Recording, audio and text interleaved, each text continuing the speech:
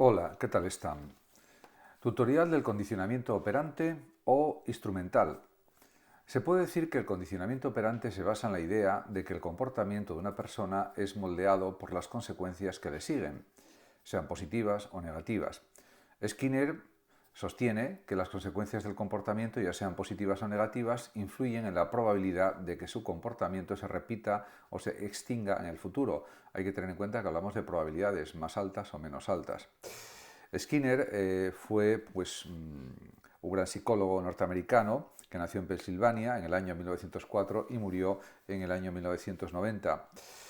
Obtuvo el doctorado en psicología por la Universidad de Harvard en el año 1931 y en el año 1938 Skinner publicó su primer libro, Las conductas de los organismos. Y tras un breve periodo en la Universidad de Indiana se estableció en Harvard en 1948.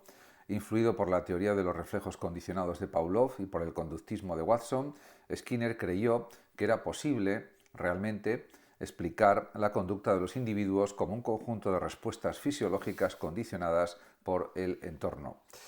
Skinner alcanzó mucha fama cuando publicó la novela Walden 2 en el año 1948, donde describe una sociedad futura, programada, con técnicas de ingeniería de la conducta. En el año 1971 escribió su ensayo Más allá de la libertad y la dignidad, en el que defendía que la convivencia social solo es posible con el diseño de la conducta de sus miembros. En este sentido, se puede decir que una conducta instrumental u operante es aquella que nos sirve para lograr determinadas consecuencias. Muchos hechos dependen de nuestra conducta, como estudiar idiomas, para viajar al extranjero, etcétera, etcétera.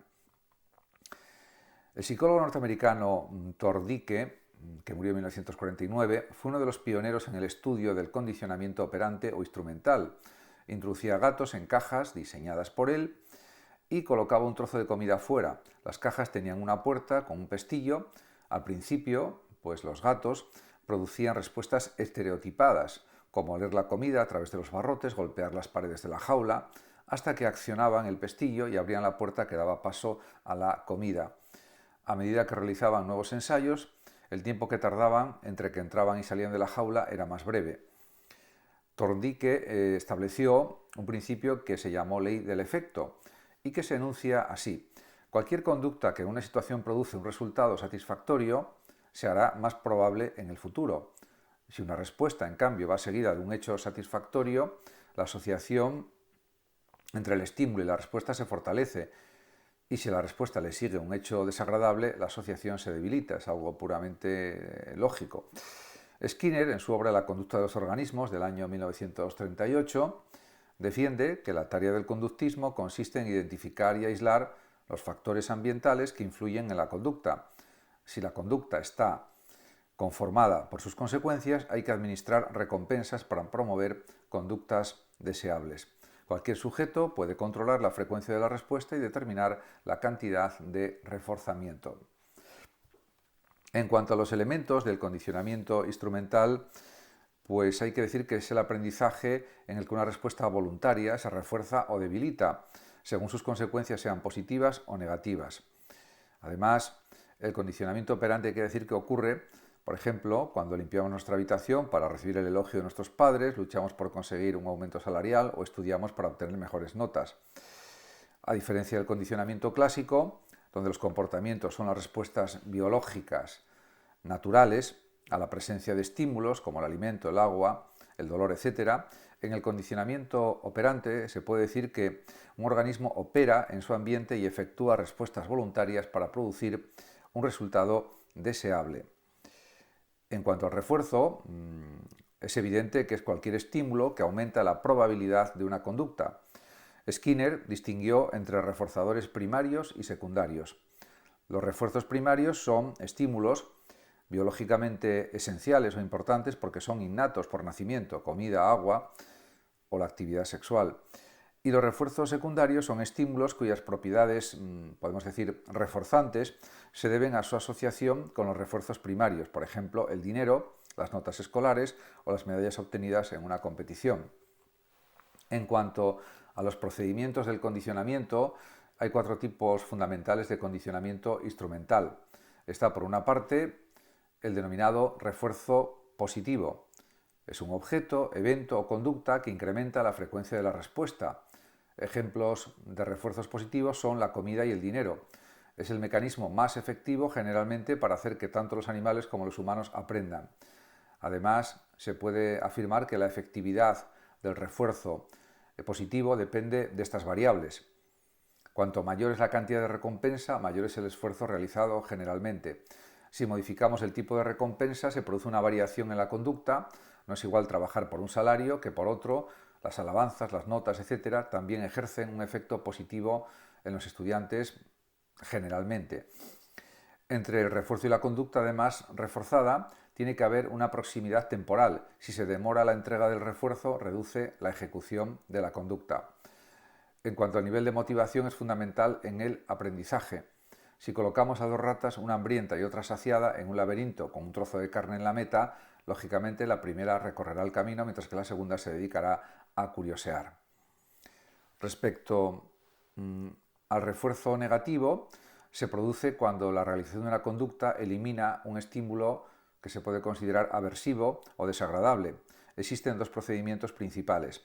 Condicionamiento de escape, que consiste en que en esta situación el estímulo aversivo se presenta continuamente, pero se puede interrumpir si se da la respuesta instrumental.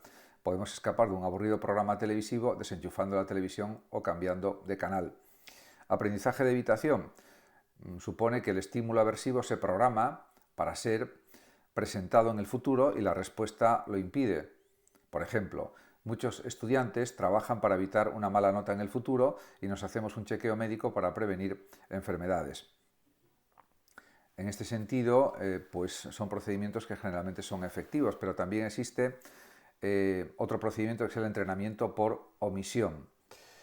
Se produce cuando la respuesta operante impide la presentación de un reforzador apetitivo o de un hecho agradable, como hacen los padres al no dejar salir a su hijo al cine o no realizar el viaje prometido. Con este procedimiento, también denominado tiempo fuera, se logra un descenso de la respuesta instrumental. Y por último está el castigo. Una madre impide a su hijo mayor salir de su casa por pegar a su hermana más pequeña. Un profesor envía a un alumno que no deja dar clase al jefe de estudios para que lo expulse del centro durante 3 días, por ejemplo. Un bombero llega tarde a su trabajo y recibe una reprimenda de su jefe. Cada una de estas situaciones es un ejemplo de castigo. El castigo es el precio que se paga por una conducta no deseada y sirve de amenaza para conseguir la adhesión a ciertas normas. El castigo provoca la disminución de una conducta porque el suceso que la sigue es un estímulo aversivo. Además, los factores que influyen en la aplicación del castigo son intensidad. Cuanto más intenso sea el castigo, mayor es la supresión de la conducta. El castigo además debe aplicarse después de ocurrir la conducta que se quiere suprimir. La constancia es otra importante variable. Castigar una conducta unas veces sí y otras no produce el efecto contrario al que se desea. Además, el castigo hace que desaparezca temporalmente la conducta, pero puede aparecer posteriormente. Las consecuencias secundarias que genera frustración, agresividad, etc., pueden hacer que se detenga el proceso de aprendizaje. Por eso es necesario reforzar conductas alternativas a la castigada.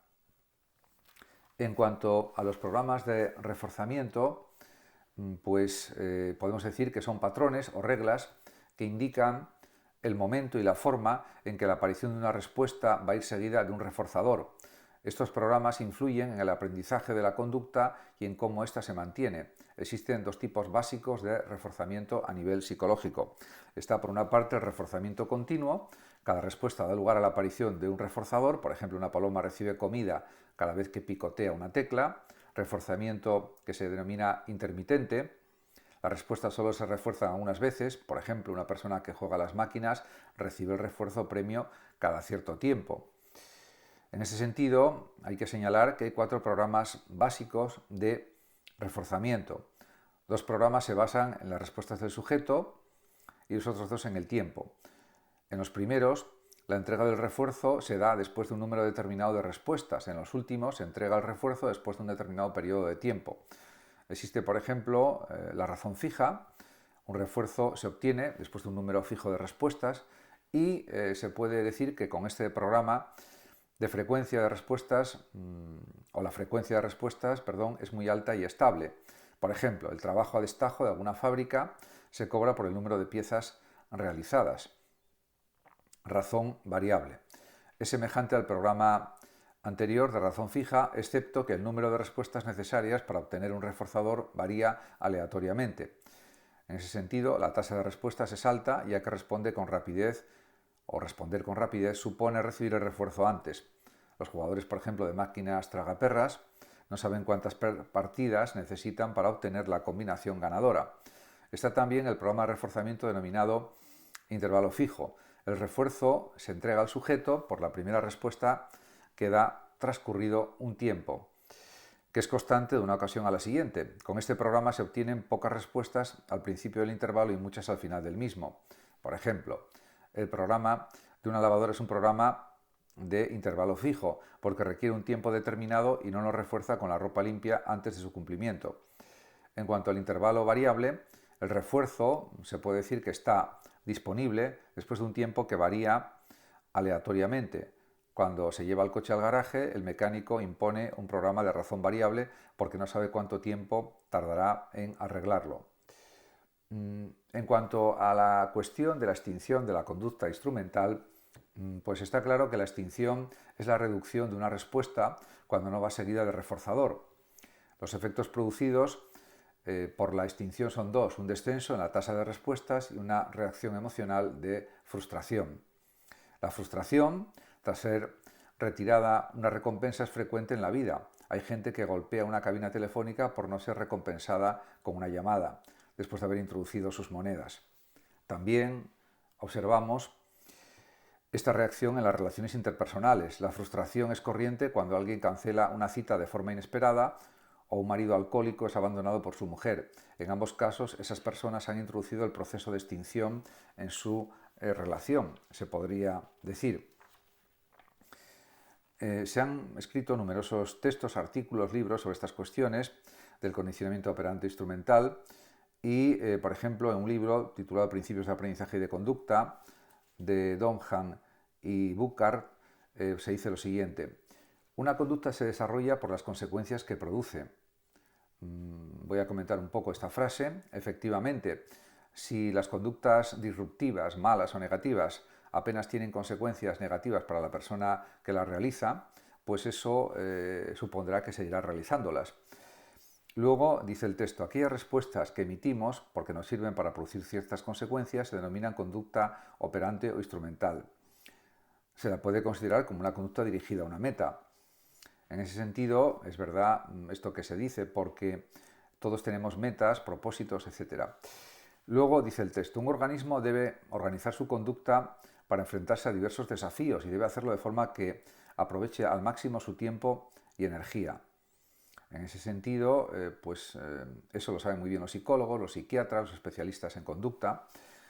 Y sigue diciendo el texto, para ser eficaz un animal debe saber de qué forma puede y de qué forma no puede controlar su ambiente. Esto es aplicable también a las personas, porque si no hay refuerzos negativos o refuerzos positivos, yo diría que es más importante, son más importantes los refuerzos negativos, porque la naturaleza humana en principio es mala, eso lo dicen pues prácticamente todos los psicólogos y psiquiatras y filósofos, pues para controlar esa maldad intrínseca del ser humano, que quizás provenga del cerebro reptiliano que tuvimos y que tenemos todavía dentro de nuestro cerebro, pues realmente hay que considerar que pueden ser más importantes los refuerzos negativos en muchas ocasiones, no en todas, por supuesto.